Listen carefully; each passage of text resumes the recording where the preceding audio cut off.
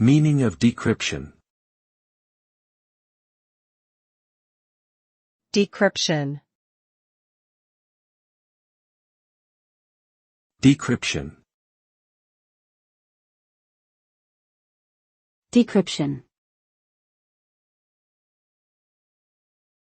Decryption.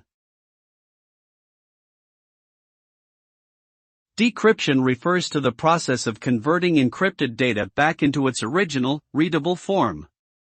It is typically done using a secret key or password that only authorized parties possess. The decrypted result is the original message or information that was encrypted for security reasons.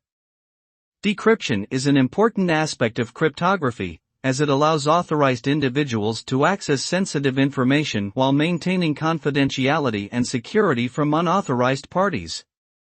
Without decryption, encrypted data would be useless to anyone other than the intended recipient with the necessary key or password.